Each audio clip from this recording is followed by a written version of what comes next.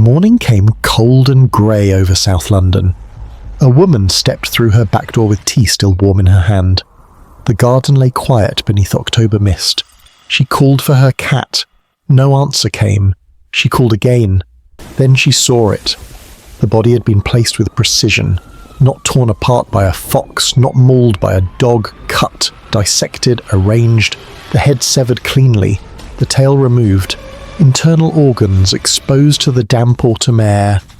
No blood pooled beneath the fur, no signs of struggle in the grass, only the terrible stillness of something that had been taken apart with care. She did not scream. The shock came too suddenly for that. She simply stood there, watching the steam rise from her cup, staring at what had been her companion the night before. Somewhere in the distance, a siren wailed. Somewhere closer, a curtain moved in a neighbour's window. This was not the first. It would not be the last. Across Croydon, across Sutton, across Wandsworth and beyond, the cats had been vanishing. And when they returned like this, in pieces, in silence, in the early light of dawn when the street still slept. Someone was hunting, someone with patience, someone with a blade, and no one knew who walked among them in the dark. The year was 2015. The hunt had only just begun. Chapter 1: The First Discoveries. Good evening, and welcome to the Bedside Historian. The night has grown deep now, wherever you find yourself in this quiet hour.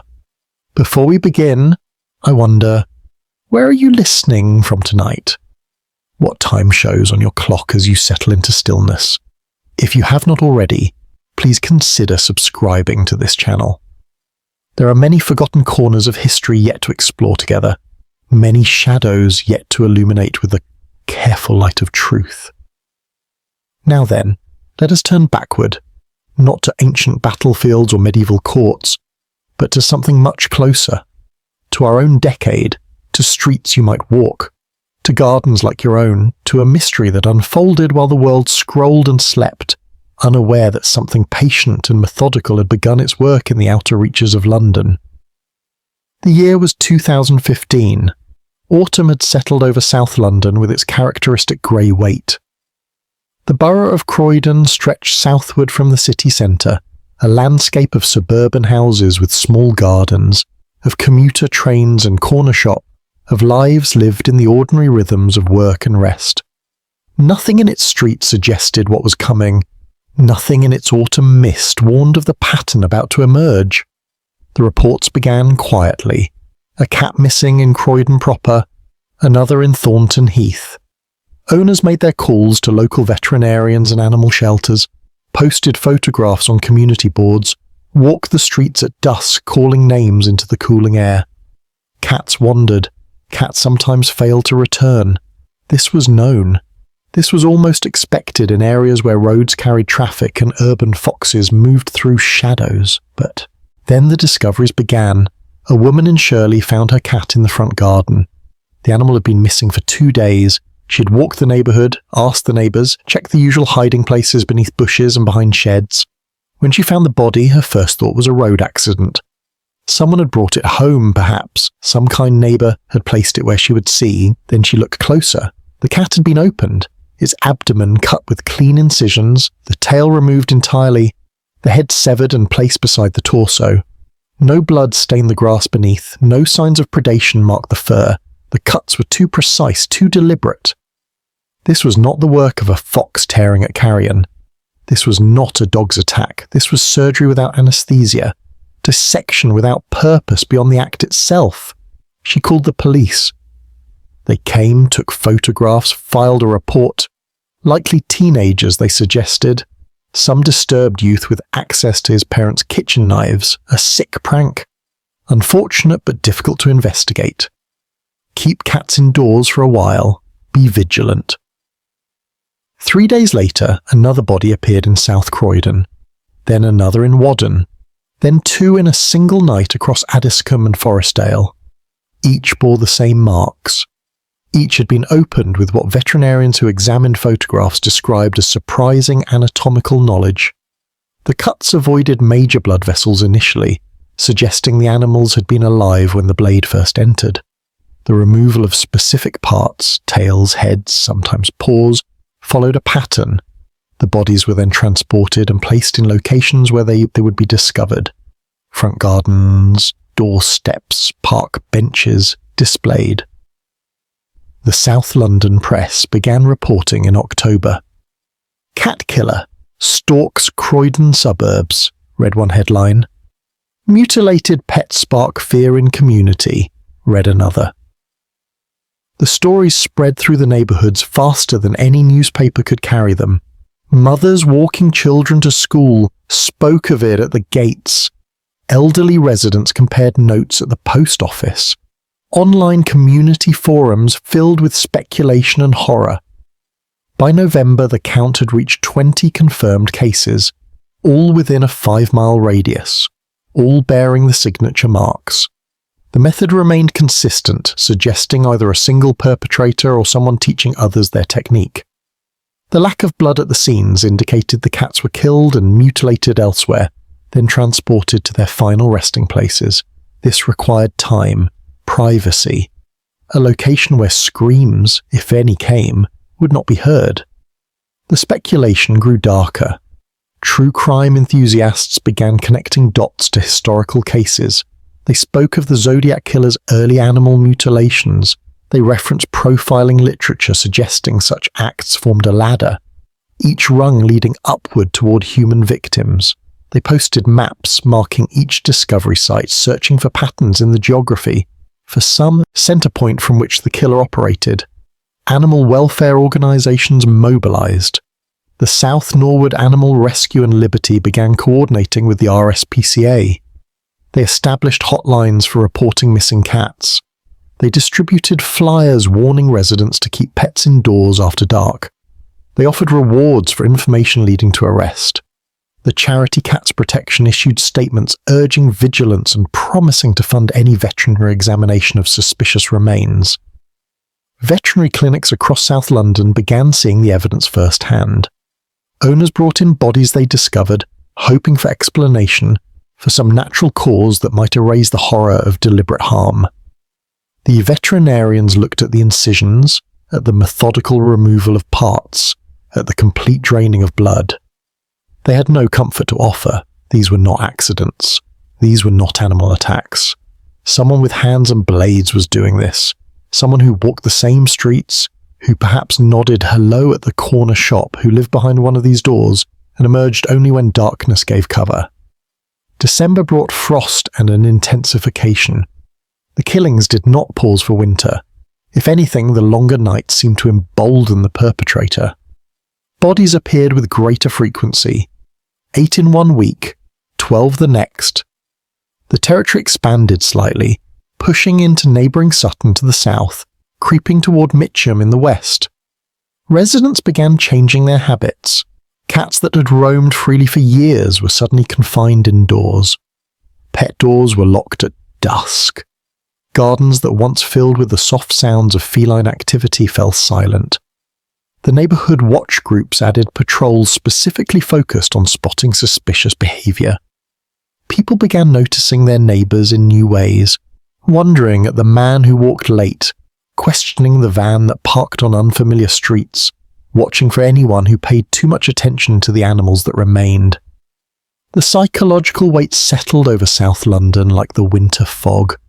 Parents hurried children past the spots where bodies had been found. Property values began a subtle decline in the most affected areas. Some families considered moving, others stayed but purchased security cameras, motion-detecting lights, anything that might illuminate the darkness where the predator moved. Christmas came and went. The killings continued through the holidays. A tabby found on Boxing Day in Selhurst. 2 more before New Year in Croydon proper. The ritualistic placement remained constant. The killer wanted them found, wanted the discovery, wanted the moment when a door opened and eyes fell upon the arrangement of fur and flesh waiting in the cold morning light. By January of 2016, the confirmed count stood at 47. The media attention had grown beyond local papers. National news outlets sent reporters to doorstep interviews. Television crews filmed the streets where bodies had appeared. their cameras panning across ordinary houses while voiceovers spoke of terror and a mystery. The coverage brought its own complications. Copycat incidents emerged, disturbed individuals inspired by the attention. Police had to distinguish between the signature killings and these crude imitations. The families grieved in their separate homes. They created small memorials in gardens where their companions had been found. They posted tributes online with photographs from happier times. They demanded action, answers, justice, but the perpetrator remained invisible. No witnesses came forward with useful descriptions. No security footage captured anything conclusive. The killer moved through South London like smoke, present everywhere and nowhere, leaving only the evidence of passage in the opened bodies and the spreading fear. The first discoveries had seemed like isolated incidents, terrible but perhaps containable.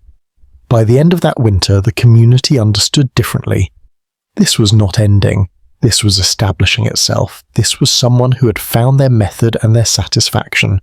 Someone who would continue until stopped, and no one knew how to stop them. The street lamps burned through the January nights. The residents locked their doors and checked their gardens before sleep. And somewhere in the darkness between houses, the predator moved on. Chapter 2. The pattern emerges. Spring arrived reluctantly over London in 2016. The daffodils pushed through cold earth in suburban gardens. The days lengthened incrementally. But the seasons brought no respite from what had rooted itself in South London's shadows. The bodies continued appearing with metronomic regularity, 3 in March, 7 in April, 5 in the first 2 weeks of May. Each discovery added another data point to the growing file, another thread in the pattern that investigators were only beginning to perceive with clarity.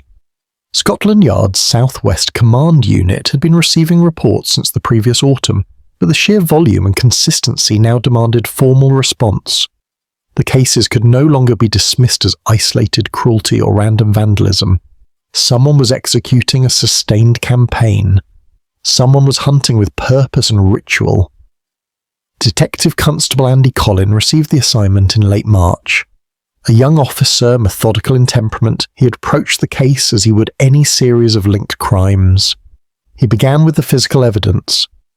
He requested all available photographs from the discovery sites. He interviewed the owners who had found their pets. He consulted with veterinarians who had examined the remains. And slowly, carefully, the signature emerged from the data. The cuts were surgical in their precision. They avoided major arteries in the initial incisions, suggesting knowledge of feline anatomy. The abdomen was typically opened first, a long vertical cut from sternum to pelvis. Internal organs were sometimes removed, sometimes left exposed. The pattern varied slightly but maintained core elements. The head was severed in approximately 70% of cases, the tail removed in 90%. Occasionally a single paw was taken. The selection seemed deliberate, but the logic remained obscure. More significantly, the bodies showed no blood. This detail troubled investigators most deeply. A cat killed violently would bleed extensively. A cat torn apart by animals would leave evidence of struggle and hemorrhage. These bodies arrived clean, drained, arranged with care. The killing happened elsewhere. The mutilation happened elsewhere. Only the display occurred in public view. This suggested a private space, a location where the perpetrator could work without interruption. A home perhaps, or a shed, or some structure with walls and doors that kept secrets contained. The blood would be there. The tools would be there. The evidence that could lead to conviction was hidden somewhere in South London's sprawl of houses and flats and garages. Colin began mapping the incidents with precision. He marked each discovery site on a large map of South London, using different coloured pins to indicate the type of mutilation. Red for decapitation, blue for tail removal, green for the most extensive dissections. The map grew dense with markers. Croydon remained the epicentre, but the radius was expanding. Cases appeared in Sutton, Mitcham, Morden. The pattern suggested someone mobile, someone with access to transportation, someone who could move through multiple boroughs without attracting attention. The timing also revealed pattern. Most bodies appeared in the early morning hours between 4 and 7 o'clock. Dawn discoveries. The killer worked through the night and deposited the remains before the streets filled with commuters and school runs. This required knowledge of the neighbourhoods, familiarity with which gardens could be accessed quietly, which residents rose early, which routes offered concealment. Veterinary examinations provided additional details. The implements used were sharp and maintained well. Kitchen knives likely, though possibly surgical tools. The cuts showed confidence, little hesitation. This was not the first time these hands had opened flesh. Either the perpetrator had practiced extensively on the early victims, learning their craft through repetition, or they brought existing knowledge to the task. Some veterinarians suggested medical training, others thought perhaps a butcher's experience. The truth remained speculation. The investigation expanded beyond physical evidence. Colin worked with animal welfare organisations to create a comprehensive database. Every reported missing cat in the affected areas was logged. Every discovery was documented with photographs and location data. Patterns in timing emerged. The intervals between killings averaged 3 to 4 days. Occasionally a week would pass in silence, then multiple bodies would appear in rapid succession. The rhythm suggested someone with a schedule, someone whose availability to hunt varied with other obligations. The South Norwood Animal Rescue and Liberty had been tracking cases independently since the previous autumn. Their founder, Boudica Rising, had maintained meticulous records. She provided Colin with spreadsheets detailing dates, locations, owner information, and descriptions of injuries. Her data extended the timeline back further than official police records, revealing incidents from late 2014 that might have been precursors, early experiments before the signature fully developed. The collaboration between police and civilian groups grew essential. Rising and her volunteers conducted their own neighbourhood investigations, speaking with residents who might not think to contact authorities, collecting security footage from private homes, distributing missing cat flyers that also served as warnings. They established a network of informants throughout South London, ordinary people who watched their streets with new vigilance and reported anything unusual. The press continued amplifying the story. The Croydon Advertiser ran weekly updates. BBC London covered the case on evening news broadcasts. The attention brought both benefits and complications. Tips flooded in, hundreds of calls pointing fingers at suspicious neighbours. Strange men, anyone who seemed different or kept odd hours. Each required investigation, each consumed resources. Most led nowhere. But the publicity also pressured authorities to take the matter seriously. What had initially been dismissed as pet vandalism now carried the weight of public fear. Local MPs received constituent letters demanding action. Council meetings addressed security concerns. The story was framed increasingly around community safety, around the question of what kind of person commits such acts and what they might escalate toward. Criminal profilers began offering analysis, though none were officially consulted by the investigation at this stage. The profiles varied but shared common elements. The perpetrator likely male, given the physical nature of the acts and historical patterns of such offending. Likely living alone or with minimal supervision, requiring privacy for the killings, possibly employed in a role that allowed flexible hours or night work. Potentially with a history of childhood animal cruelty, a known precursor to more serious violence. The escalation question haunted the investigation. Serial offenders rarely remained static. They refined their methods. They sought greater satisfaction. The literature was full of cases where animal mutilation preceded assault, rape, murder. The Yorkshire Ripper had killed animals before turning to women. Dennis Nilsson had begun with dogs. The progression was documented, predictable, terrifying. Colin read the case files late into the evenings, searching for the detail that would break the pattern open. He soon studied maps until the streets blurred together. He reviewed photographs until the images invaded his sleep. Somewhere in the data was the answer. Somewhere in South London was a person moving between their ordinary life and these nocturnal hunts. Someone's neighbour, someone's colleague, someone who smiled in daylight and carved in darkness. By June of 2016, the confirmed victim count reached 112. The number carried its own horror. This was not an isolated spree. This was sustained activity across 18 months. This was someone who had integrated killing into the rhythm of their existence, who had made it routine. The investigation now had a name, Operation Takahe. The choice of a flightless New Zealand bird seemed oddly apt for a case that refused to rise into clarity. The operation brought additional resources, more officers assigned, more coordination with neighbouring borough commands, more database analysis searching for patterns in the chaos. The public meetings began in community centres across South London. Police representatives stood before anxious crowds presenting what information could be shared without compromising the investigation. They urged continued vigilance. They requested security footage covering the overnight hours. They assured residents that every resource was being deployed. But the assurances rang hollow when bodies continued appearing with undiminished frequency.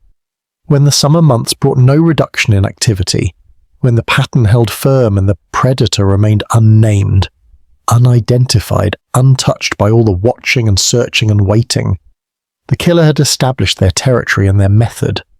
They had proven their ability to operate with impunity. And as summer deepened into July, as the count climbed past 130, the investigation faced a grim reality. They were hunting someone who understood how to hunt, someone patient enough to wait years if necessary, someone who left almost nothing behind except the carefully arranged evidence of their work. The pattern had emerged with terrible clarity, but the pattern alone would not lead to capture. That would require something else, a mistake perhaps, a witness finally coming forward, piece of physical evidence linking victim to location to suspect. Until then, the map continued filling with coloured pins, the database continued expanding with new entries, and the residents of South London continued checking their gardens each morning, dreading what they might find. Chapter 3: The Geography of Fear. The map on the wall of the incident room told a story that Detective Constable Colin studied with growing unease.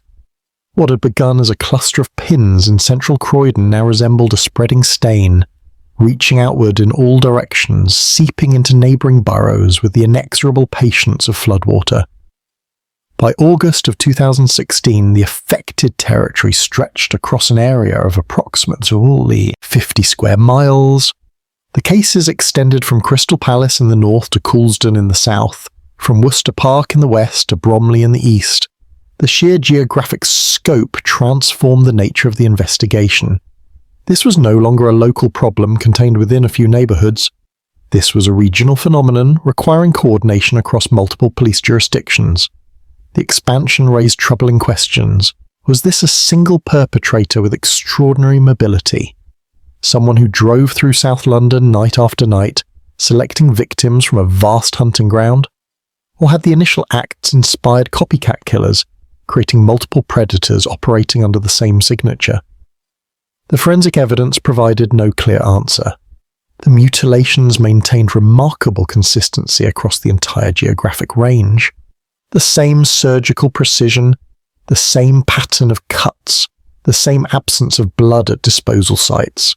If these were multiple killers, they had achieved an unlikely uniformity of method. If this was a single person, their capacity for sustained hunting across such distance suggested obsessive dedication. Colin examined the transportation question methodically. The disposal sites occurred too far apart for someone on foot. The timing between discoveries in distant locations sometimes required movement of 10 or 15 miles within a few hours. This necessitated a vehicle, likely a car, though possibly a motorcycle or even a bicycle for shorter distances. The vehicle would be ordinary enough to avoid attention in residential areas at odd hours. White van man became a common focus of suspicion, though the profile was too broad to generate meaningful leads. The expansion brought additional police units into the investigation. Officers from Sutton, Merton, Bromley and Kingston commands began coordinating through Operation Takahe. Multi-borough cooperation created bureaucratic complications. Different departments maintained separate databases. Information sharing required formal protocols. The investigation became an exercise in administrative coordination as much as criminal detection. But the geographic spread also offered analytical opportunity. Colin began studying the expansion pattern chronologically. The earliest cases clustered tightly around central Croydon. Then in January of 2016, the first Sutton cases appeared. March brought incidents in Mitcham. May pushed north toward Merton. The expansion was gradual but directional, radiating outward from the original epicentre. This suggested several possibilities. Perhaps the killer lived in central Croydon and was expanding their hunting territory as the local population became more cautious and cats were kept indoors. Perhaps they were testing new areas, searching for the neighbourhoods with less vigilance and more accessible targets. Or perhaps the expansion reflected growing confidence, a sense of invulnerability that permitted greater range and risk. The southern incidents troubled investigators particularly. Cases appeared in Coulsdon, Caterham, and even as far south as Redhill in Surrey. These locations lay outside the metropolitan sprawl, semi-rural communities with different character entirely from urban Croydon. The perpetrator was willing to travel considerable distance into unfamiliar territory. This spoke to mobility, flexibility, and possibly knowledge of these outlying areas from personal history or regular travel. Security camera footage began providing fragments of information, though never enough for definitive identification. Several cameras in different locations captured images of a figure moving through residential streets in the pre-dawn hours. The footage showed someone of average height, dressed in dark clothing, moving purposefully but not furtively. In one video from Wallington, the figure carried what appeared to be a bag or sack. In another from Carshalton, they paused beside a hedge before continuing on, but the image quality was insufficient for identification. The face remained obscured by distance or darkness or camera angle. Residents in the affected areas responded to the expansion with intensified security measures. The sale of motion-activated cameras increased dramatically across South London. Garden lighting became common where once darkness had prevailed. Pet ownership patterns shifted noticeably. Adoption rates for cats declined, while dog ownership increased. Those who kept cats increasingly confined them indoors entirely, transforming the soundscape of neighbourhoods where feline territorial disputes had once punctuated the nights. The psychological geography evolved alongside the physical expansion. Communities began identifying themselves in relation to the killings. Thornton Heath saw itself as ground zero, the place where the horror had first emerged into public consciousness. Residents there spoke with the grim authority of veterans, offering advice to those in newly affected areas. Online forums organised by location allowed people to share sightings and suspicions, creating a digital watch network that operated outside official channels. The press mapped the expansion with increasingly alarming graphics. Newspapers published diagrams showing the growth of affected territory over time, the shaded area expanding like a tumour across South London. Television news broadcasts used similar visuals, animating the spread month by month. The coverage reinforced a sense of inexorable advance, of something that could not be contained or stopped, only endured. Commercial consequences followed. Estate agents in the most heavily affected areas reported difficulty selling properties. Renters asked about the killings during viewings. Some families accelerated plans to leave South London entirely, seeking neighbourhoods untouched by the phenomenon. Local businesses near discovery sites experienced drops in evening foot traffic as people avoided walking past the locations where bodies had been found. The emotional toll defied easy measurement. Pet loss grief counselling services reported increased demand. Veterinary practices offered support groups for owners whose cats had been taken. Children experienced nightmares. Elderly residents who had kept cats for companionship faced loneliness when their pets disappeared or were confined indoors indefinitely. The killings radiated outward in concentric circles of suffering that extended far beyond the immediate victims. By October, the confirmed count stood at 178. But the true number remained unknown. Some bodies were never found, disappeared entirely rather than displayed. Some remains were too degraded when discovered to determine cause of death with certainty. Some owners whose cats vanished never reported the loss, choosing to believe in escape or adoption rather than confront the alternative. The investigation explored whether the geographic pattern might reveal the perpetrator's base of operations. Criminal geographic profiling suggested that serial offenders often worked outward from a central location, their home or workplace forming an anchor point around which their activities clustered. Colin worked with analysts to identify the mathematical centre of the disposal sites, searching for the eye of the storm. The calculations pointed toward the Croydon and Thornton Heath border area, but this told them little they did not already suspect. Thousands of people lived within the calculated radius. Narrowing from geography to individual required additional evidence they did not possess. The expansion southward into Surrey created jurisdictional complications. Surrey police maintained separate investigation protocols from the Metropolitan Police. Coordination required formal liaison procedures. Intelligence sharing occurred through official channels that moved with bureaucratic slowness. The border between jurisdictions became a potential tactical advantage for the perpetrator, allowing movement between territories with different levels of awareness and response. November brought the first decrease in activity since the killings began. Only 2 confirmed cases appeared that month. Speculation erupted immediately.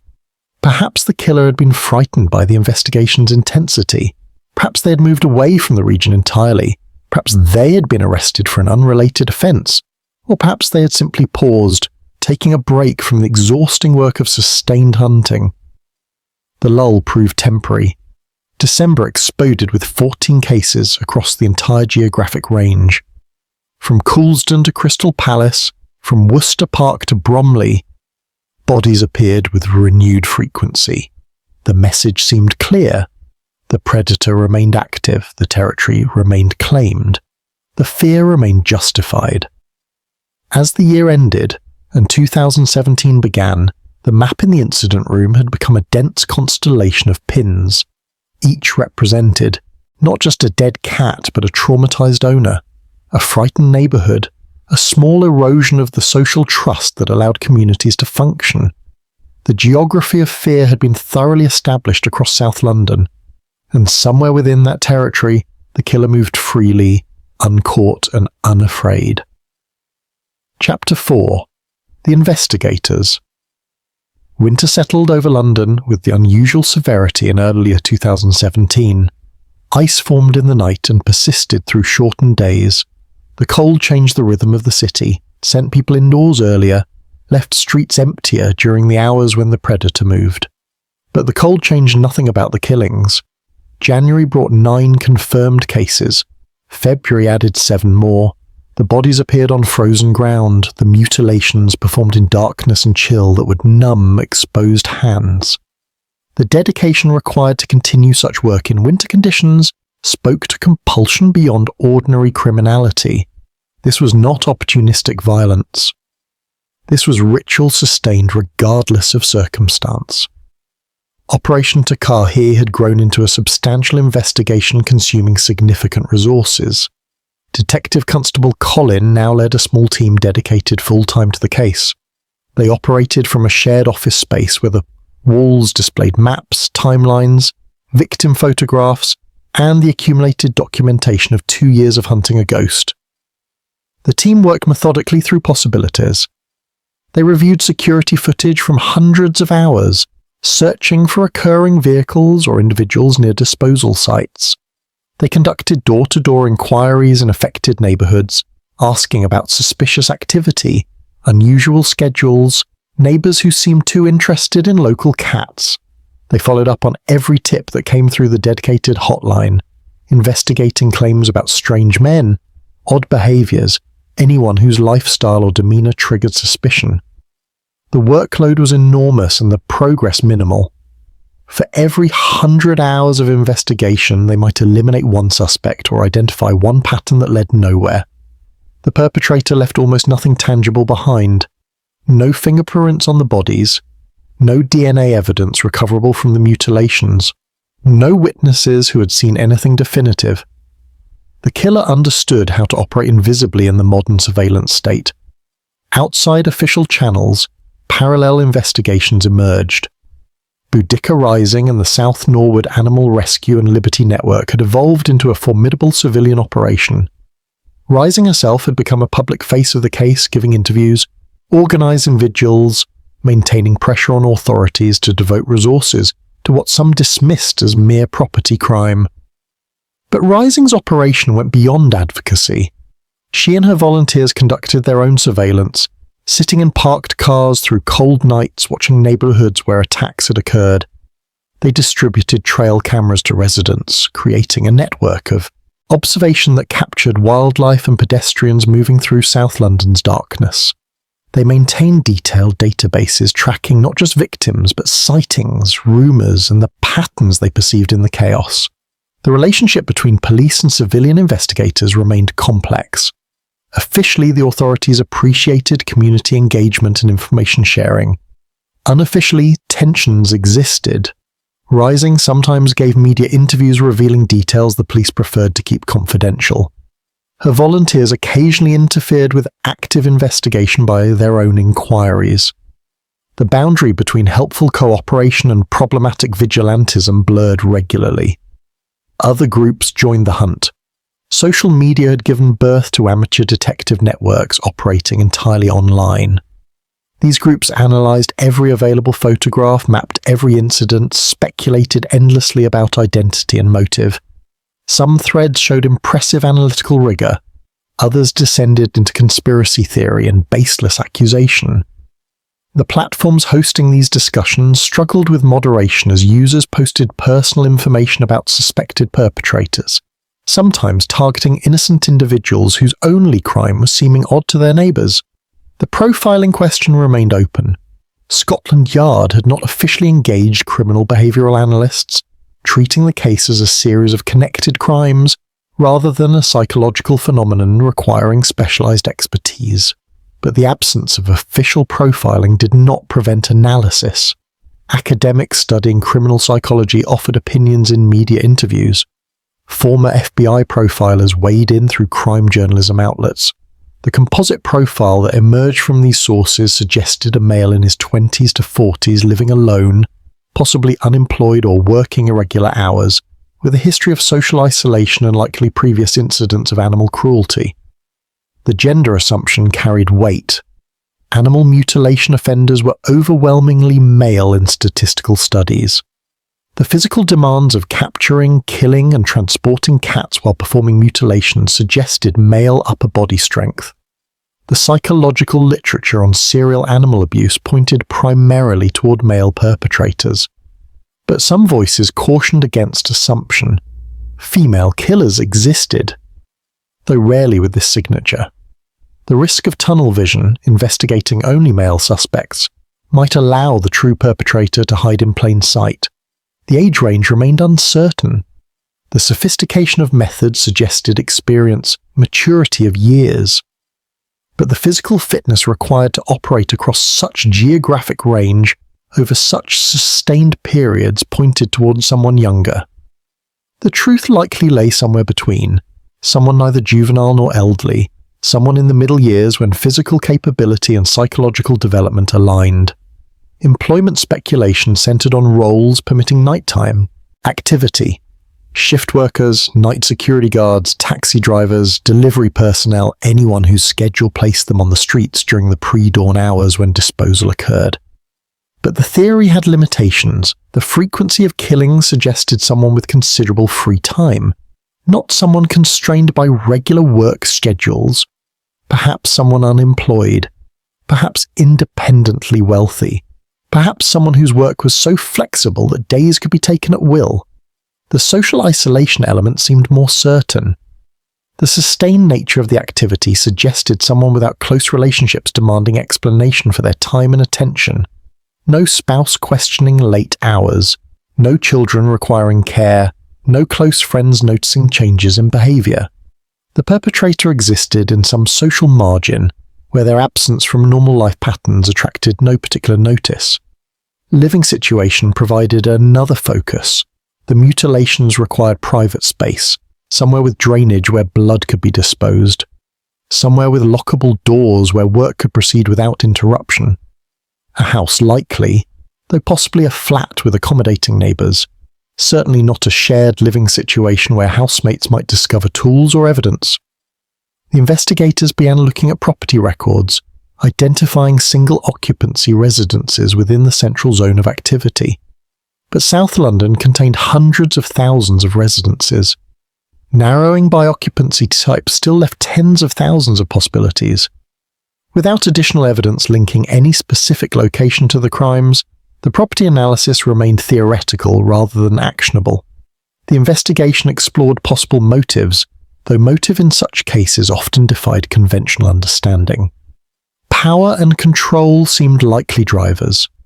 The meticulous nature of the mutilation suggested someone who enjoyed exerting absolute dominion over helpless creatures.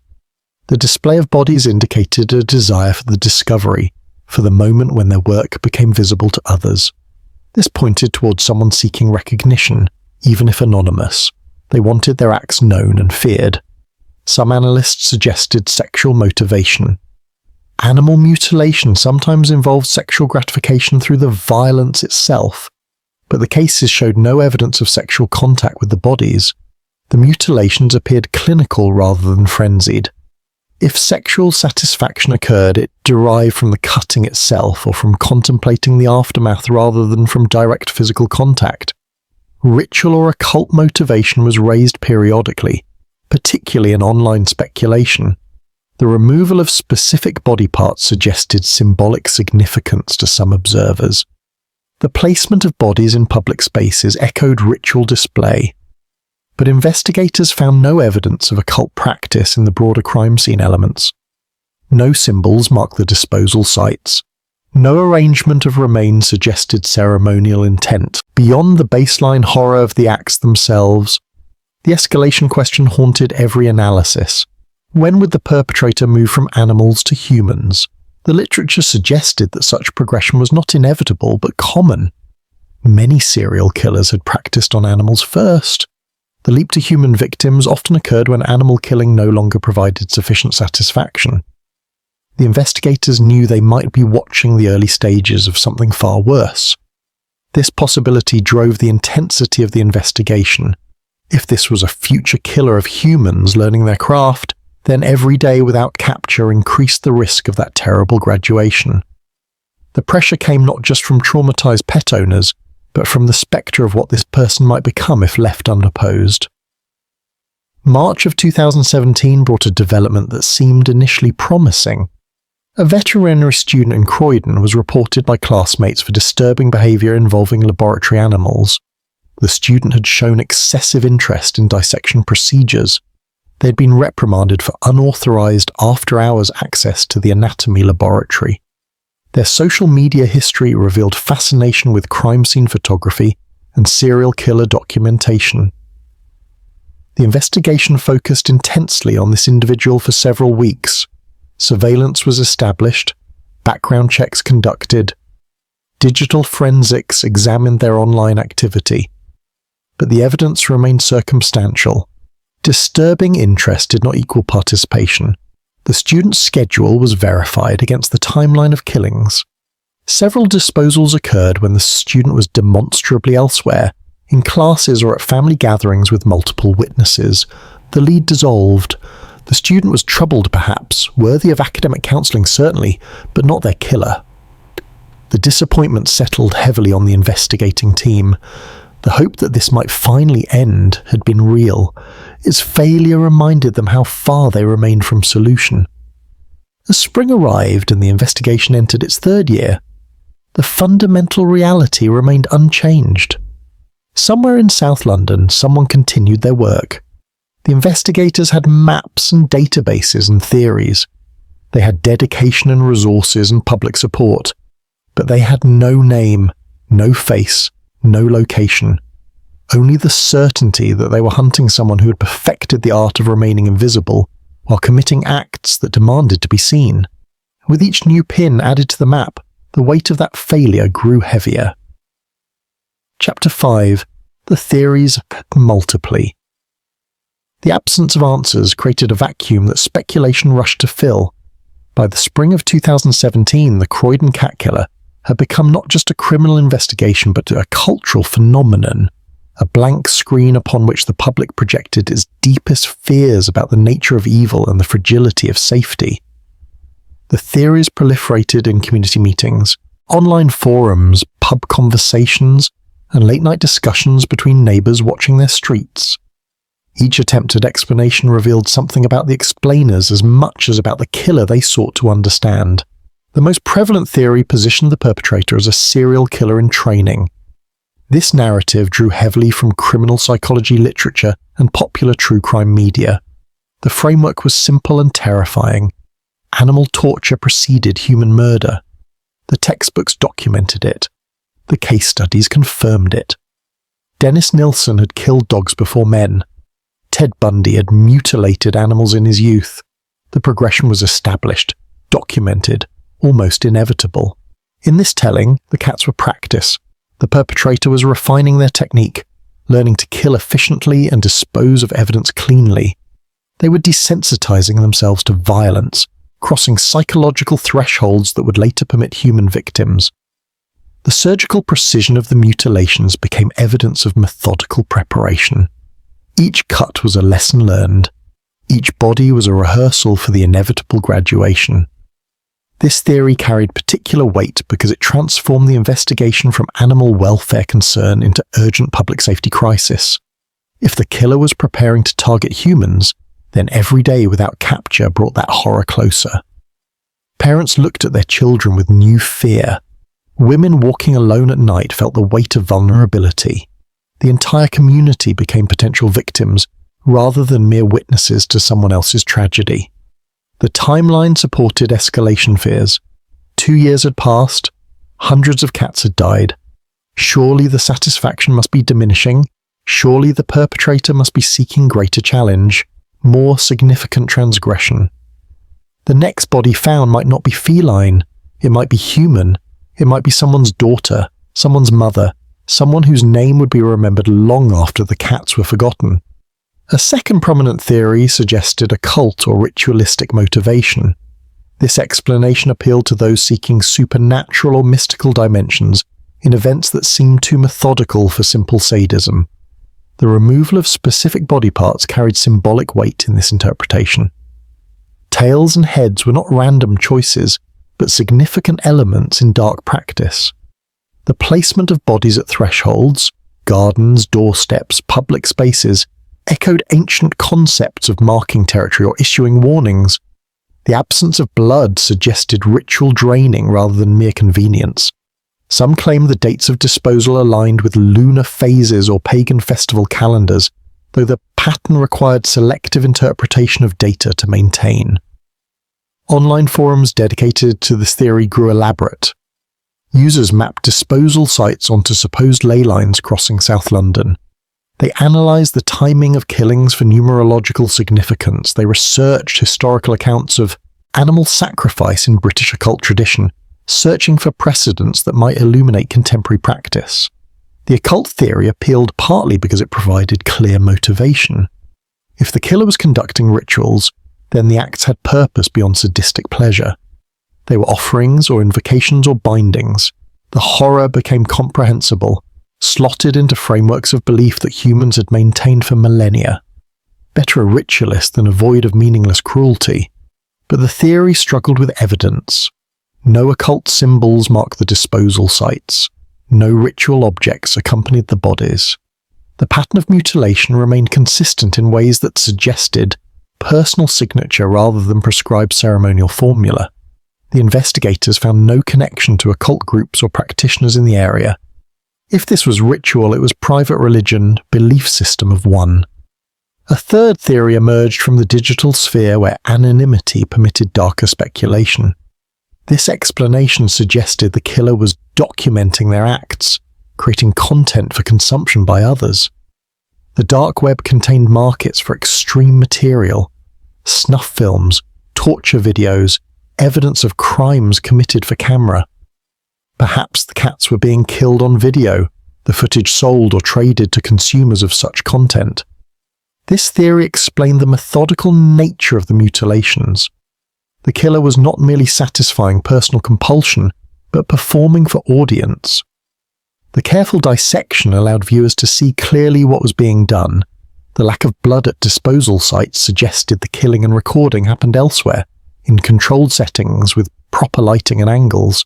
The implications were deeply disturbing.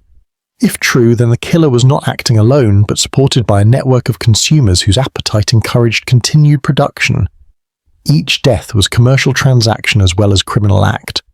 The investigation would need to penetrate encrypted networks and international markets where such material circulated beyond easy reach of law enforcement. But like the occult theory, evidence remained elusive. No videos had surfaced on monitored platforms.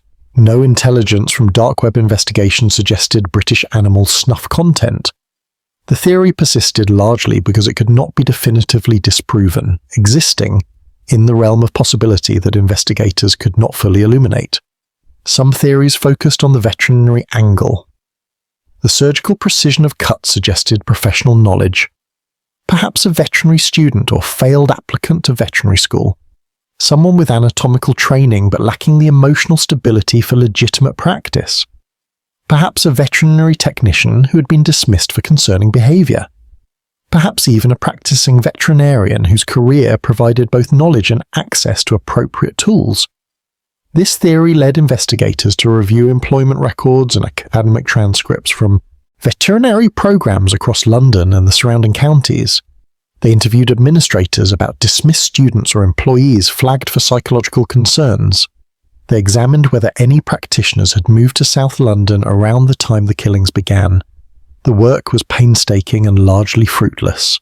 Veterinary training created thousands of individuals with relevant knowledge. Most were dedicated professionals horrified by the crimes. Finding the single corrupted practitioner among them required evidence beyond mere educational background. Another persistent theory suggested the perpetrator was not British at all, but an immigrant or visitor from a culture where attitudes toward animals differed significantly. This explanation allowed some to externalize the horror, to position it as foreign contamination rather than homegrown pathology. The killer came from elsewhere, brought alien values and practices to British soil. The theory relied heavily on prejudice and found favour primarily among those already inclined towards xenophobia. It ignored the reality that animal cruelty existed across all cultures and nationalities. It provided emotional comfort at the cost of logical coherence. The investigators gave it little credence, recognizing it as deflection rather than deduction. More practical theories emerged from those familiar with criminal investigations. Some suggested the perpetrator was involved in illegal wildlife trade, someone who killed and butchered animals regularly as part of underground commerce. The cats were accidental victims, practice subjects, or stress relief for someone whose legitimate business involved similar activities with different species. Others proposed the killer worked in a profession that involved death routinely. A slaughterhouse worker, perhaps. Someone desensitized to animal suffering through daily exposure. A pest control operative who killed rodents and other creatures professionally. Someone whose work had eroded normal psychological barriers against harming living things. These theories at least aligned with practical elements of the crimes. Someone skilled at killing animals through occupation would possess both knowledge and tools. They would understand how to drain blood, how to cut efficiently, how to dispose of remains. Their activities would attract less notice because neighbours might expect animal carcasses or unusual equipment as part of their work. The neighbourhood watch volunteers developed their own theories based on local observation. They noted vehicles that appeared repeatedly near disposal sites. They tracked individuals who walked late at night. They maintained lists of residents who seemed socially isolated or behaviourally odd. Their theories were granular and specific, focused on actual people they could name and watch. Some of these theories led to confrontations. Individuals accused without evidence, followed, harassed. The line between community vigilance and mob suspicion proved thin. Police found themselves investigating not just the crimes but the investigators, warning residents against taking action based on speculation. The media contributed its own theories, shaped by the demands of narrative and the need to maintain audience engagement. Reporters sought expert commentary that could explain the inexplicable. Criminologists provided sound bites about psychopathy and compulsion. Animal behaviorists discussed the significance of targeting cats specifically, rather than dogs or other pets. Each interview added another layer to the mythology growing around the case. Television crime programs featured the killings, presenting dramatized reconstructions and expert panels discussing motivation. These programs reached audiences far beyond South London, spreading awareness but also spreading fear. The Croydon Cat Killer became nationally known, a boogeyman whose shadow extended across the country. Online communities dedicated to solving the case attracted thousands of members. Amateur detectives shared their theories, debated evidence, proposed suspects. Some threads showed genuine analytical skill, carefully mapping patterns and noting inconsistencies. Others dissolved into wild speculation and personal attacks. The signal-to-noise ratio remained poor, but police monitored discussions nonetheless, knowing that sometimes truth emerged from unexpected sources. The multiplicity of theories reflected a fundamental reality. The human mind seeks pattern and meaning, struggles with randomness and incomprehensibility. The killer had provided almost no evidence of their identity or motivation. Into that void, the community poured every explanation that might make the horror interpretable. But theories without evidence remained speculation. And as summer arrived in 2017, as the body count climbed past 250, the truth remained as elusive as it had been when the first mutilated cat appeared in a Croydon garden nearly 3 years earlier. The investigators knew that eventually one theory would be proven correct. Eventually evidence would emerge linking method to motive to individual. Eventually the speculation would collapse into fact. But not yet. Not while the predator continued moving through South London's darkness, continuing their work regardless of how many eyes watched and how many theories attempted to explain what those eyes saw. Chapter 6. The Vigil, Nights. The street lamps of South London burned with the same amber glow they had always cast, but the darkness between them had changed. What had once been ordinary suburban night, the hours when working people slept and streets emptied, save for the occasional taxi or returning shift worker, had become something watched, waited with attention and dread. The vigil began informally in the spring of 2017.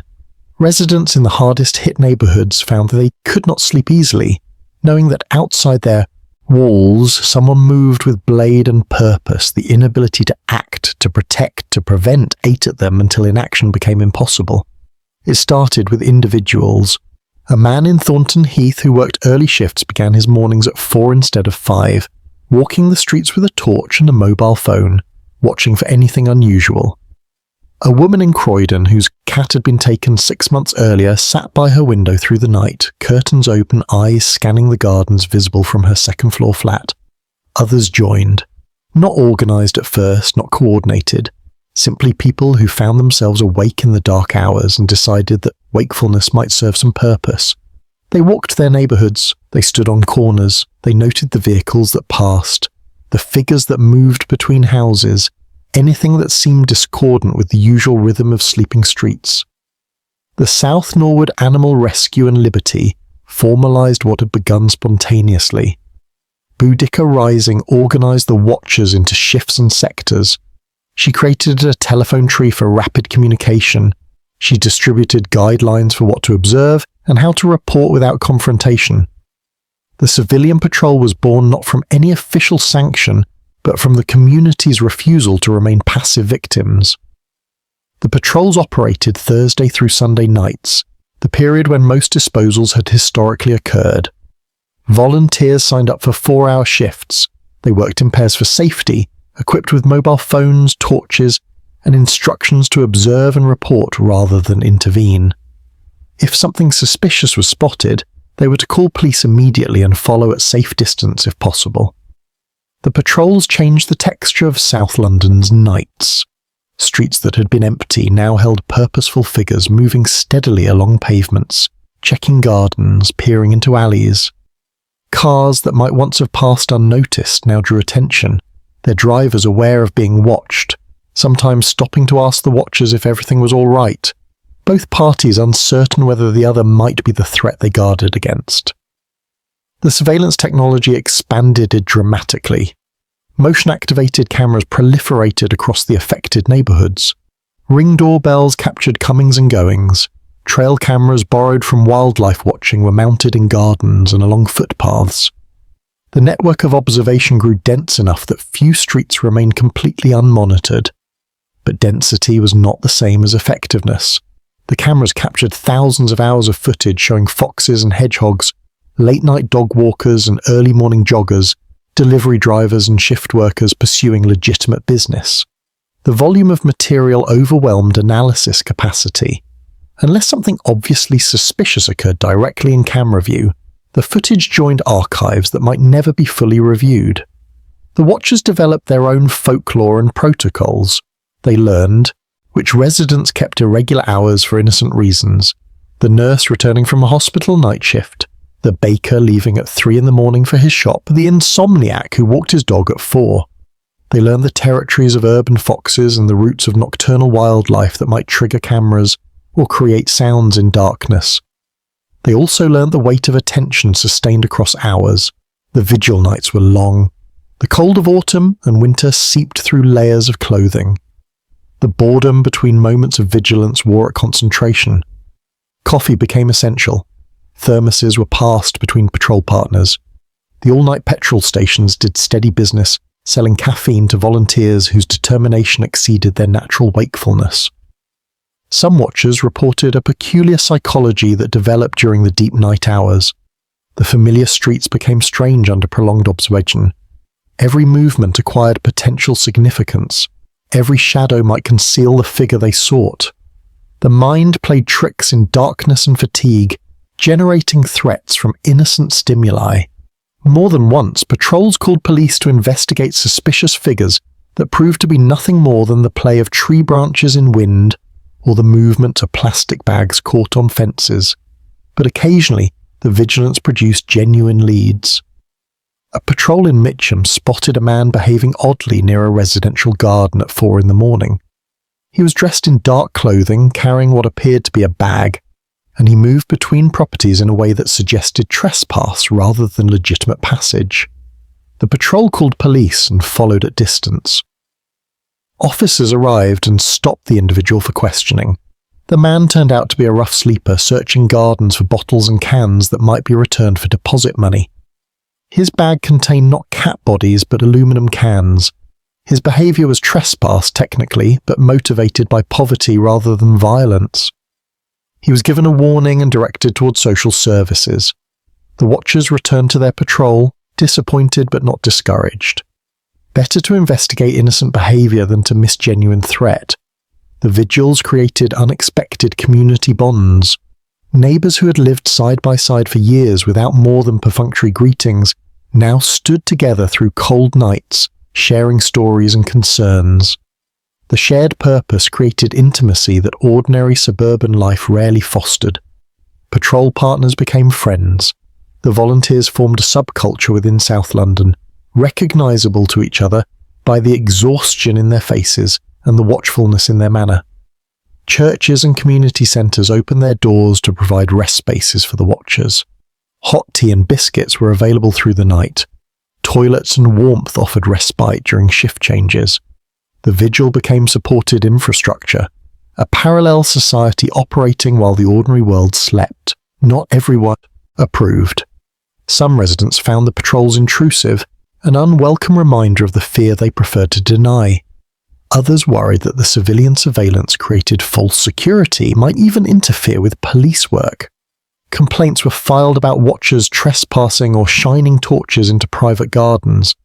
The tension between security and privacy played out in neighbourhood association meetings and online forum arguments. The police relationship with the vigils remained officially neutral but practically cooperative. Officers appreciated the additional eyes, the increased likelihood that suspicious behaviour would be reported. But they also worried about liability, about volunteers placing themselves in danger if they encountered the actual perpetrator. The guidelines emphasised observation over confrontation, but guidelines were not guarantees. What would happen if a patrol actually caught someone in the act? The question was tested in Sutton in July. 2 watchers observed a man entering a garden in the pre-dawn hours. They called police and followed as instructed. The man noticed them, began moving quickly away. One of the watchers, younger and fitter, pursued despite protocols. The chase ended in a residential street where police arrived to find the watcher restraining the man on the ground. The detained individual turned out to be a burglar casing homes for later entry. Not their killer, but not innocent either. The arrest made local news, portrayed as success of the community watch program. But the incident highlighted the risks. The watcher who had given chase could have been attacked, could have been injured, could have confronted the actual killer rather than a mere burglar.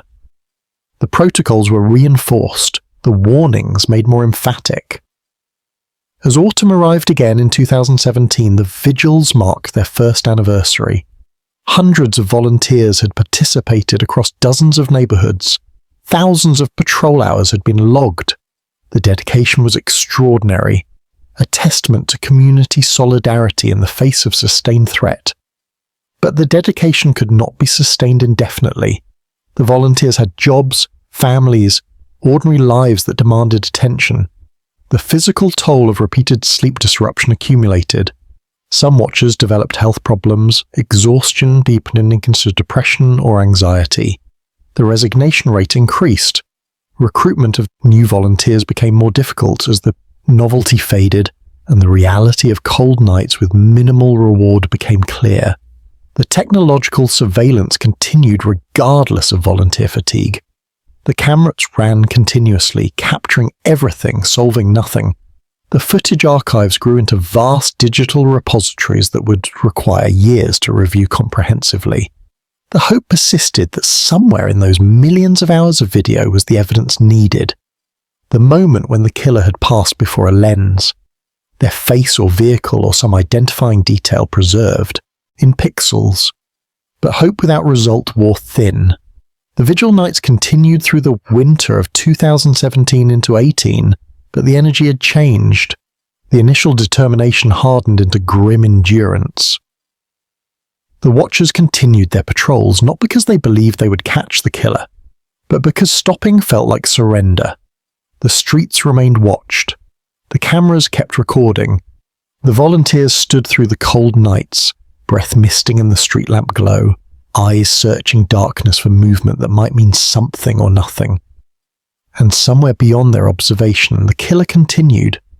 The bodies still appeared with their signature mutilations, the disposal sites still multiplied across the map. The predator moved through the watched streets as easily as they had through the unwatched, proving that vigilance alone was not enough. Not enough to catch, not enough to stop. Only enough to bear witness to the continuing horror and to say that the community had not looked away, had not accepted, had not surrendered to the darkness even when the darkness proved stronger than their watching.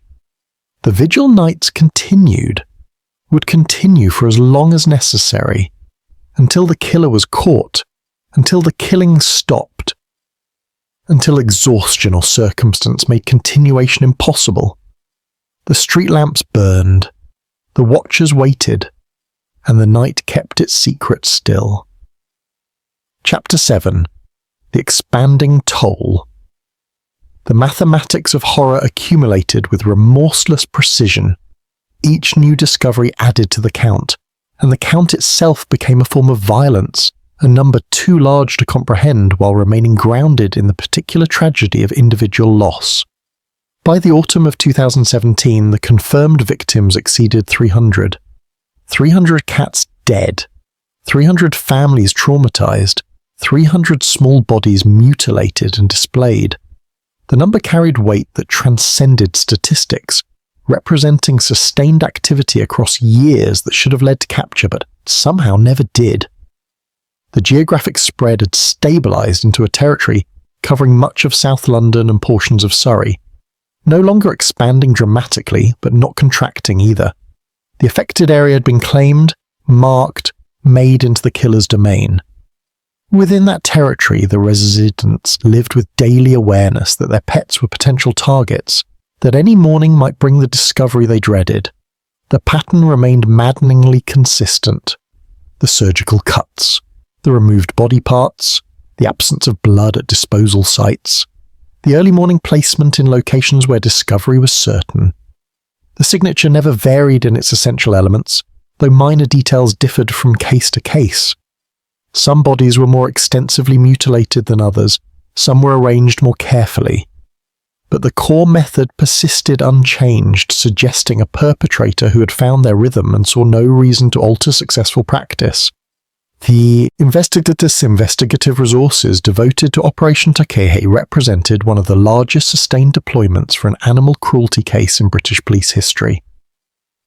The allocation generated controversy.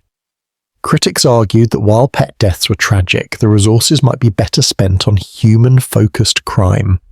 Supporters countered that the psychological profile of the perpetrator suggested future human victims, making prevention a valid priority. The debate played out in newspapers and council meetings, in pub conversations and family dinners. Should cats matter this much? What did the intense focus say about British priorities and values? The questions had no easy answers, but the investigation continued regardless, driven partly by the escalation theory and partly by the simple public pressure of hundreds of traumatized families demanding action. The toll extended far beyond the immediate victims. The psychological impact rippled through communities in ways that defied easy measurement. Children who had grown up with family cats now experienced nightmares about their pets being taken. Elderly residents who depended on feline companionship for emotional support faced isolation when their cats had to be kept permanently indoors or had vanished entirely. The economic cost accumulated as well. The police investigation itself consumed millions in personnel hours, forensic analysis, and coordination efforts, but the indirect costs were harder to calculate. The security cameras and lighting systems residents purchased, the property value decline in the most affected neighbourhoods, the veterinary services and counselling sessions, the lost productivity from residents too anxious to focus fully on work. The impact touched every aspect of community life. Pet ownership patterns shifted noticeably across South London. Adoption centres reported dramatic decreases in cat placements.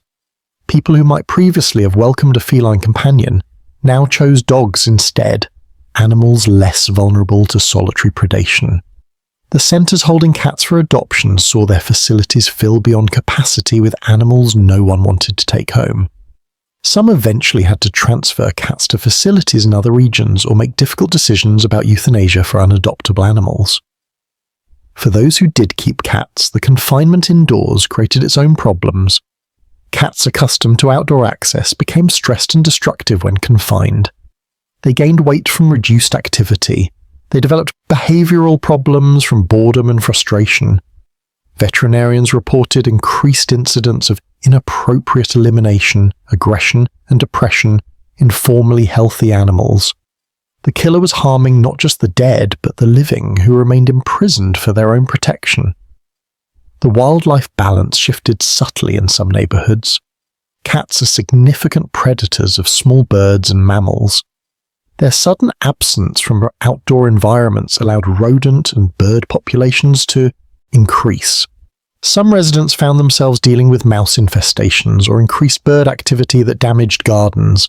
The ecological niche the cats had occupied did not remain empty but filled with other species, changing the character of the suburban ecosystem. The disposal sites acquired a kind of dark significance in community memory. The gardens where bodies had been found were marked in local consciousness, even when the residents moved away and new owners arrived. The locations appeared on maps shared in online forums, creating an informal register of trauma. Some properties became difficult to sell, their histories too recent and disturbing for buyers to overlook. Memorial practices developed around the losses. Some owners created small shrines in their gardens, places where flowers could be placed and memories honoured. Online memorial pages collected photographs and stories of the victims, creating digital graveyards where the dead were remembered by name and personality. Annual vigils brought together the bereaved to stand in silence and solidarity, acknowledging shared grief and continuing fear. The count itself became a point of contention. The official police figure tracked only confirmed cases where mutilation signature and evidence clearly link the death to the suspected perpetrator, but many more cats had vanished without bodies ever being recovered. Were these victims as well? Or had they simply wandered away, been hit by cars, fallen prey to foxes or disease? The civilian tracking efforts maintained higher counts, including probable cases based on timing and location even without physical evidence. The discrepancy between official and unofficial numbers became another source of friction between authorities and activists. Each side accused the other of manipulation, police of minimizing the crisis, activists of inflating it. The truth likely fell somewhere between, unknowable in the absence of complete information. By the spring of 2018, some neighborhoods had been experiencing the terror for more than 3 years. An entire generation of children had grown from early primary school to adolescence knowing nothing but the presence of the killer in their community. The abnormal had become normalized. The fear had become background condition rather than acute crisis. This adaptation was survival mechanism but also tragedy, evidence of how much had been lost beyond the cats themselves. The media coverage had evolved as well. The initial shock and extensive reporting had given way to more occasional coverage, brief updates when the count reached new milestones or when particularly disturbing cases emerged. The public attention span was finite, and even horror could become routine with sufficient repetition. The killings continued making news, but no longer dominated it. The story had become part of the landscape rather than disruption of it. This normalization troubled the activists who had fought so hard to maintain pressure and attention. They understood that fading public interest translated to reduced political will, which translated to fewer resources for investigation. The vigil organizers redoubled their efforts, staging public demonstrations, giving media interviews, doing whatever necessary to prevent the case from slipping into background noise. But fighting attention fatigue proved exhausting. The same volunteers who had organized patrols and maintained databases and advocated with officials were burning out. Some stepped back from active involvement, unable to sustain the emotional and practical demands indefinitely. Others persisted but with diminished energy, going through familiar motions while privately doubting whether anything they did made difference. The investigation team faced its own exhaustion. Detective Constable Colin and his colleagues had devoted years to the case, pursuing leads that went nowhere, reviewing evidence that revealed nothing, coordinating across jurisdictions and agencies without significant breakthrough. The work was thorough, professional, dedicated. But dedication without results created its own despair. The pressure came from multiple directions. The families wanted answers, the media wanted spears. The commanders wanted either resolution or justification for continued resource allocation. The investigators wanted to believe they were making progress, that the hundreds of hours invested were moving them closer to solution rather than merely documenting failure. Some investigative staff requested reassignment, unable to continue indefinitely on a case that seemed unsolvable. New officers joined the team, bringing fresh perspectives but also requiring time to understand the vast accumulated evidence and the many dead-end paths already explored.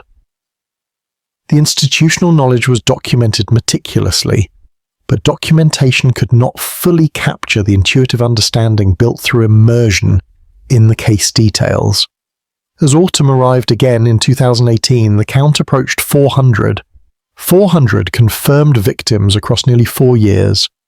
The numbers were staggering, unprecedented for such a sustained and geographically concentrated campaign of animal mutilation.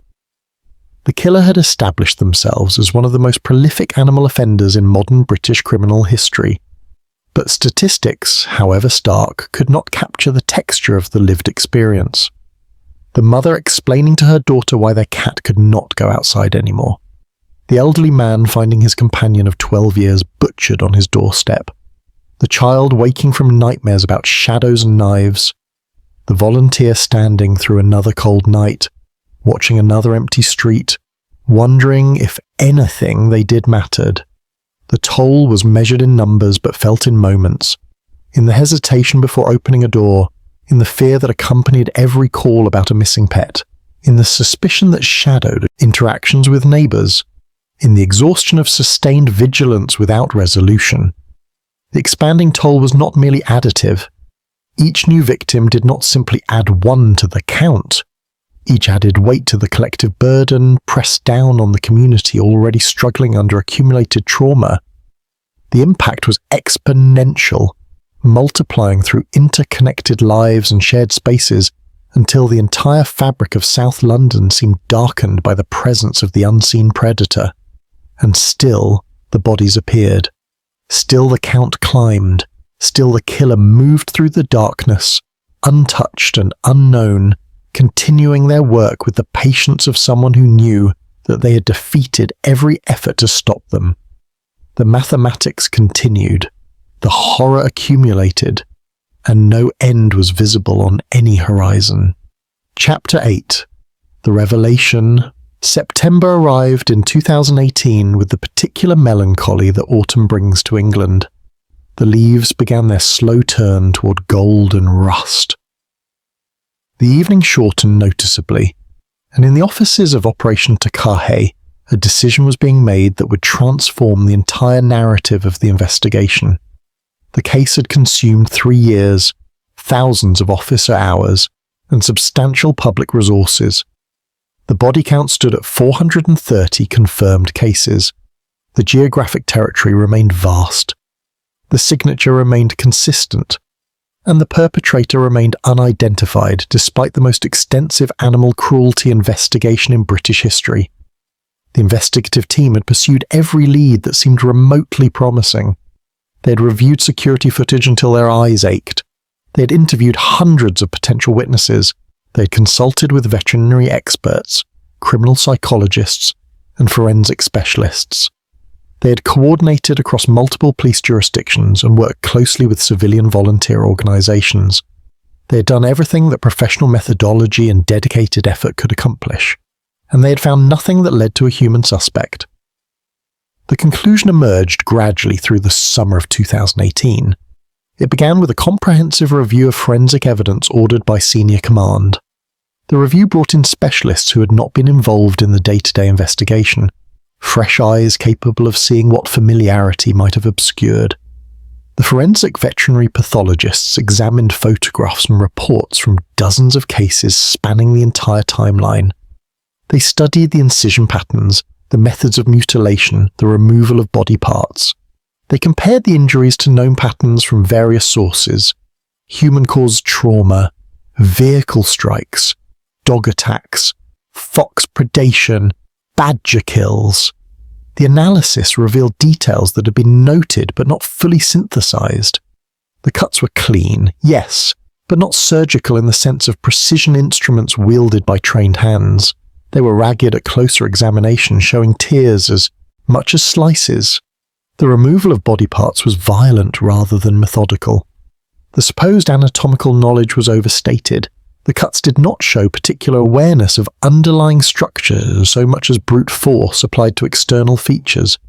More significantly, the distribution of injuries aligned closely with patterns seen in fox predation and scavenging. Foxes often removed heads from prey. They frequently took tails. They opened abdomens to access internal organs.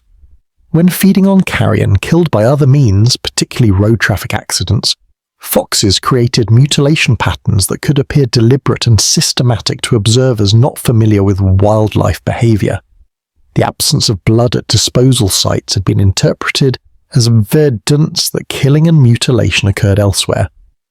But it equally supported an alternative explanation. If the cats were killed by cars and the bodies then scavenged by foxes, the blood would remain at the initial impact site, rather than at the location where the scavenged remains were later deposited or abandoned. The timing of body discoveries aligned with fox activity patterns.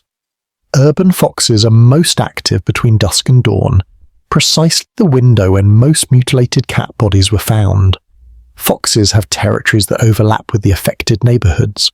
Their population in South London had been growing steadily for years, adapting successfully to urban environments. The geographic pattern made sense in wildlife rather than human terms. The cases clustered around green corridors, railway embankments and waterways. precisely the routes urban foxes use to navigate through suburban territory. The expansion of affected areas followed these natural corridors rather than road networks or other infrastructure a human killer would use. The analysis extended to specific injury patterns.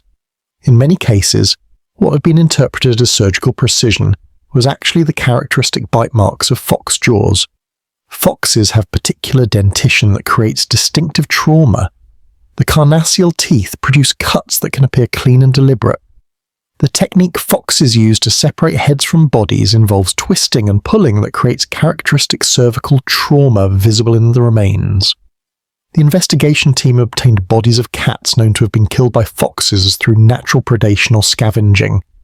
They compared these injuries to the signature mutilations from the suspected serial cases. The similarities were striking. In many instances, the injuries were indistinguishable. Wildlife cameras set to monitor fox activity captured footage of foxes transporting cat remains.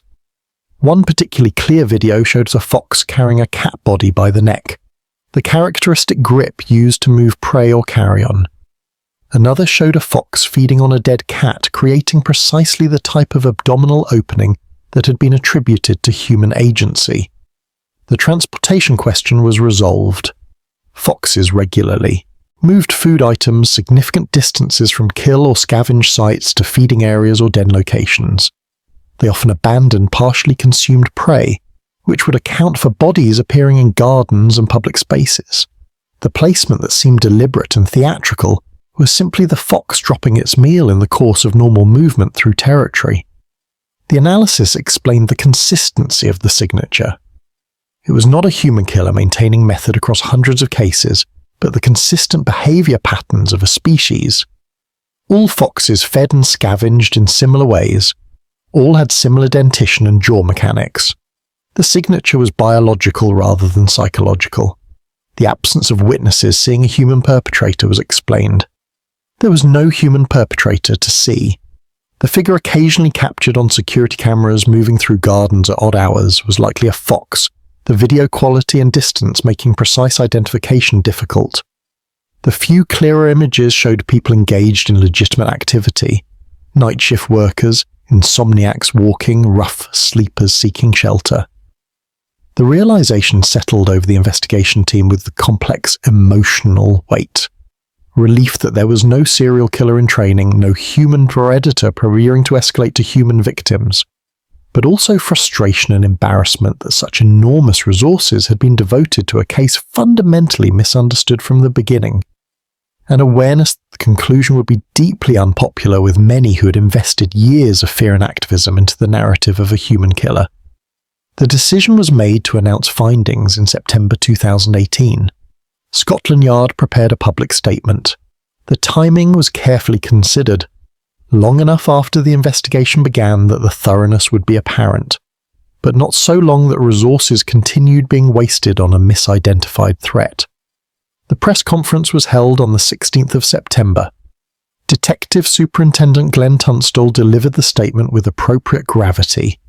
He acknowledged the fear and trauma the community had experienced. He detailed the extensive investigation conducted, and then he delivered the conclusion that would dominate headlines and online discussion for weeks afterward. The deaths were primarily the result of predation and scavenging by red foxes, not a human serial killer, not a ritualist, not a sadist in training. Wildlife behaving according to their nature in an urban environment where domestic cats and traffic accidents provided abundant scavenging opportunities. Some cases might have involved other causes: vehicle strikes, dog attacks, natural death, followed by scavenging. But the evidence did not support human agency in the mutilations. The investigation was being scaled back. Operation Takahe would no longer function as a major incident. Resources would be redirected to other priorities. The response was immediate and intensely divided. Many residents and officials accepted the findings with relief. The nightmare of a serial killer stalking their neighborhoods was revealed as misidentification of natural phenomena. The fear could finally ease. Children could sleep more peacefully. The community could begin recovering from years of sustained trauma. but significant portions of the activist community rejected the conclusion outright. Boudica Rising issued statements questioning the analysis. The civilian investigators who had devoted years to the case insisted that human agency was obvious in many incidents. They pointed to specific cases where the mutilation patterns seemed too complex, too precise, too theatrical to be wildlife activity. Online forums exploded with debate. Some users accepted the wildlife explanation as obviously correct in retrospect, wondering how the misidentification had persisted so long. Others saw conspiracy and cover-up, suggesting authorities were abandoning the investigation to save resources or hide their failure to identify a human perpetrator. The media coverage was extensive and often skeptical.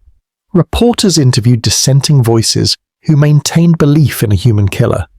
They published photographs of mutilated cats, asking readers whether wildlife could truly create such patterns. They explored the political and financial motivations that might lead authorities to declare the case solved when it was merely being closed without resolution. Veterinary experts appeared in media offering differing opinions. Some supported the fox explanation as consistent with known wildlife behavior and the forensic evidence.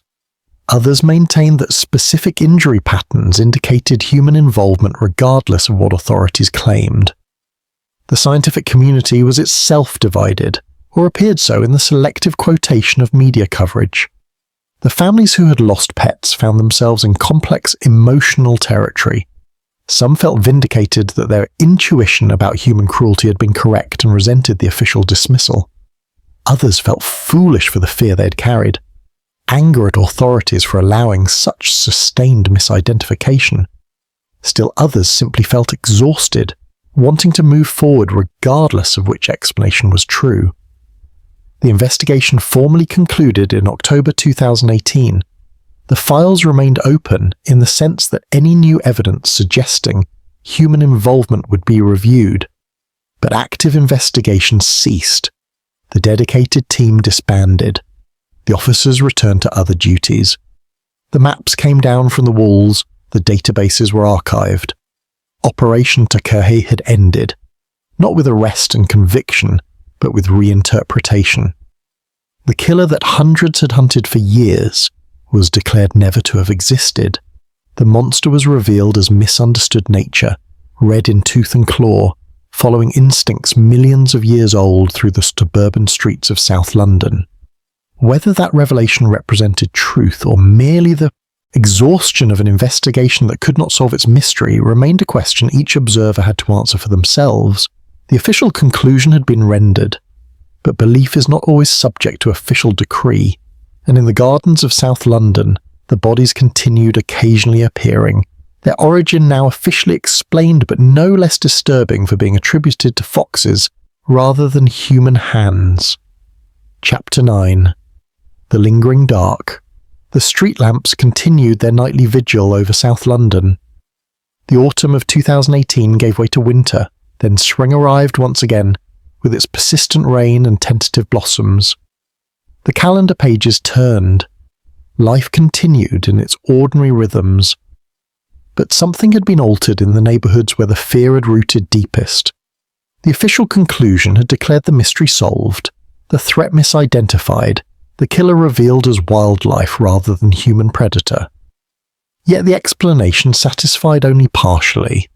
For those who had lived through the years of terror, who had found their companions mutilated, who had stood watch through cold nights seeking a human face in the darkness, the revelation that it had all been foxes seemed somehow insufficient to the emotional weight they carried. The bodies continued appearing, though less frequently or perhaps simply with less attention. A mutilated cat in Croydon in November 2018, another in Sutton in January 2019. The discoveries no longer made headlines, no longer prompted police response beyond routine documentation. Foxes were scavenging. This was natural. This was expected in urban environments where wildlife and domestic animals coexisted. But for the families who found these bodies, the official explanation provided little comfort. The sight of their pet torn apart, head removed, abdomen opened, carried the same horror regardless of whether the agent was human or animal. Dead was dead. Mutilated was mutilated. The grief did not distinguish between perpetrators. Boudica Rising and the core activists never accepted the Fox conclusion. They maintained their own databases, tracking cases they believed showed clear evidence of human involvement.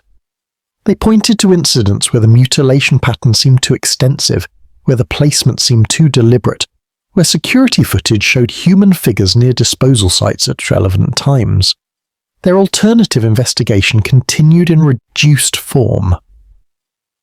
The large-scale patrols ceased as volunteers drifted away, exhausted and disillusioned. But a dedicated core remained active, monitoring reports, collecting evidence, maintaining the vigil against what they believed was still a human threat operating under the cover of official dismissal. The debate between believers in human agency and those accepting the wildlife explanation became another fault line in communities already fractured by years of fear. Neighbours who had stood together during the height of the crisis now found themselves divided by interpretation. Some thought the activists were conspiracy theorists unable to accept uncomfortable truth. Others believed the activists were righteous skeptics refusing official narratives designed to excuse investigative failure. The truth remained genuinely uncertain. The forensic evidence supporting fox predation was substantial and convincing to many experts, but it could not account for every case with absolute certainty. The possibility existed that most incidents were wildlife activity, but some were human-caused, lost in the larger pattern, their distinction made impossible by the prevalence of the legitimate explanation. This ambiguity ensured the question would never fully close. In any future incident of cat mutilation, observers would wonder, was this foxes, or was this the human killer that some insisted had always existed, now able to operate with even greater impunity because their acts would be attributed to wildlife? The psychological impact of the years persisted regardless of explanation. The children who had grown up during the crisis carried the fear into adolescence. The elderly residents who had lost companionship animals remained lonely. The pet ownership patterns remained altered, cats still confined indoors in many households, adoption rates still depressed below historical norms. The property values in the most affected areas had suffered damage that would take years to recover if ever fully. The stigma attached to neighbourhoods where hundreds of mutilated cats had appeared could not be erased by official statements about wildlife. Buyers remained cautious, sellers remained frustrated. The economic wound continued bleeding slowly. The mental health toll was documented in studies conducted by public health researchers interested in community trauma. Elevated rates of anxiety and depression persisted in the affected areas even after the investigation concluded. Sleep disorders remained more common than in comparable neighbourhoods that had not experienced the crisis. The psychological damage was real and measurable, independent of whether the threat had been correctly identified. Some found the fox explanation actually more disturbing than a human killer would have been. A human could be caught, imprisoned, removed from society. A human had choice and could choose differently. But foxes were simply foxes, following instinct, present throughout urban England in increasing numbers. They could not be reasoned with or rehabilitated. They could only be tolerated or eliminated, and elimination was neither practical nor legal on the scale required to protect every cat. The coexistence question acquired new urgency. Urban rewilding had been celebrated as ecological success, proof that wildlife could adapt to human-modified environments. The return of foxes to cities was generally viewed positively by conservationists and urban ecologists, but the cat killings forced confrontation with the costs of that coexistence. Wildlife presence meant predation. Predation meant death. Not theoretical death in nature documentaries, but immediate death in gardens where children played. Some residents called for fox culling, for professional removal of foxes from residential areas. But such programs faced legal and practical obstacles. Foxes were not classified as pests requiring control. They were protected under animal welfare legislation. Killing them required specific justification and methodology. and removal created vacuums that neighbouring foxes quickly filled, making any reduction temporary at best. The alternative was acceptance. Cats and foxes could not safely coexist with cats having outdoor access. Therefore, cats must remain indoors or be supervised when outside. The burden fell on cat owners to adapt to wildlife presence, rather than expecting the environment to be made safe for their pets. This solution was practical but represented significant loss. The British tradition of letting cats roam freely was deeply embedded in culture and practice. Confinement changed the nature of cat ownership, created welfare concerns for the cats themselves, diminished the experience for owners who valued their pets' independence. The price of coexistence was higher than many had anticipated. The years passed. 2019 became 20. The world's attention turned to pandemic, to political upheaval, to crises that made the Croydon Cat Killer seem almost quaint in retrospect. The story faded from national consciousness, remembered primarily by those who had lived through it directly. But in South London, the memory persisted in the texture of daily life, in the way people still hesitated before letting cats outside, in the conversations that still occasionally arose about whether it had really been foxes or whether something else had moved through those years of terror. In the gardens where memorials still stood for companions lost to causes that remained, in some hearts, uncertain. Detective Constable Colin moved on to other cases, carrying with him the weight of years devoted to investigation that had ended without arrest or conviction. He had done his work thoroughly and professionally. The conclusion reached was based on best available evidence and expert analysis. Yet he too wondered sometimes, in moments of quiet reflection, whether every case had been correctly attributed, whether in the vast number of incidents, a human killer might have hidden their work within the pattern of wildlife activity, their crimes rendered invisible by the cover of natural explanation. The question was ultimately unanswerable with certainty. The investigation had closed. The resources had been reallocated.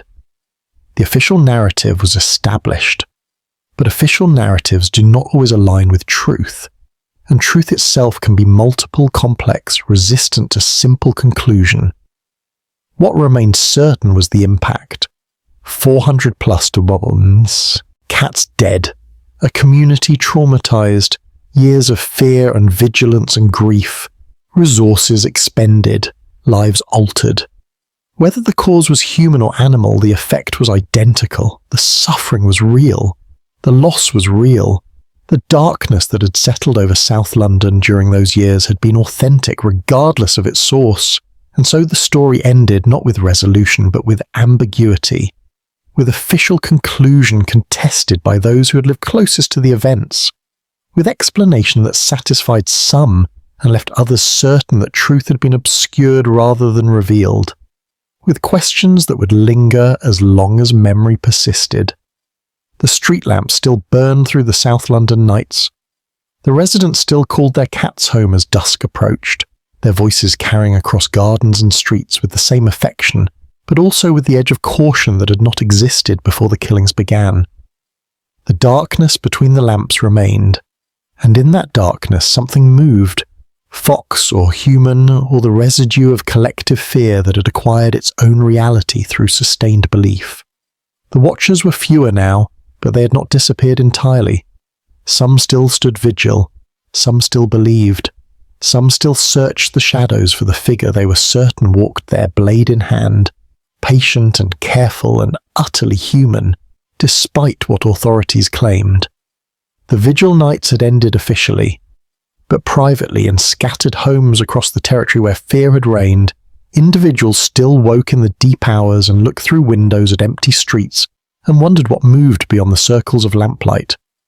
The case was closed, but the question remained open, would remain open perhaps forever, carried by those who had seen too much and feared too deeply to accept that it had all been misunderstood nature rather than human evil.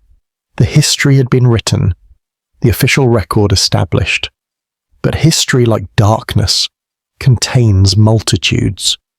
And in the space between what is known and what is believed, the Croydon Cat Killer would continue to exist, not as flesh and blood necessarily, but as idea, as possibility, as the lingering shadow that even bright explanations cannot entirely dispel. The tale was told, the candles burned low, and South London slept uneasily still, the darkness familiar but never entirely trusted, the night air carrying always the faint possibility that something watched and waited and might yet return.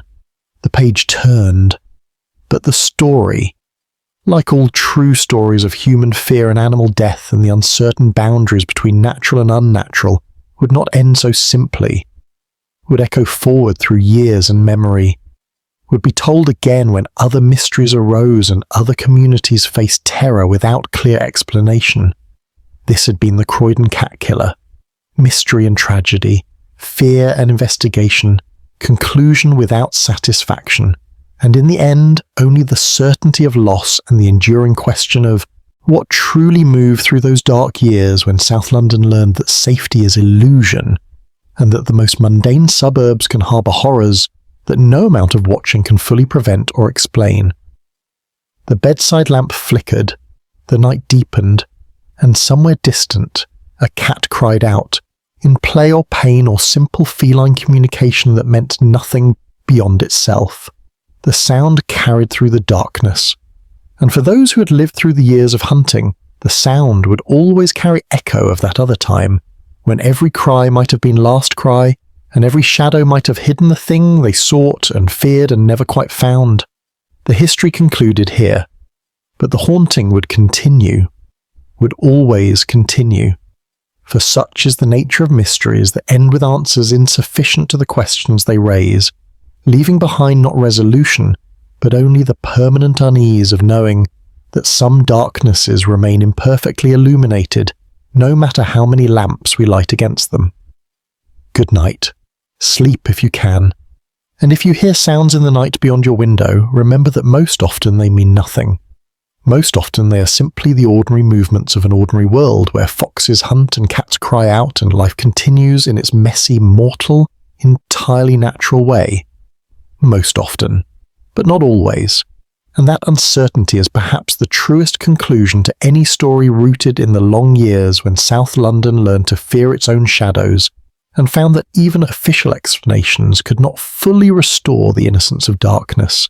The tale is told, the vigil ends, but the watching never entirely ceases, and in that eternal watching lies the real legacy of the Croydon Cat Killer, the reminder that we are never quite as safe as we believe, never quite as certain of the difference between human evil and natural violence, never quite able to rest completely in the knowledge that the monsters we imagine are only imaginary.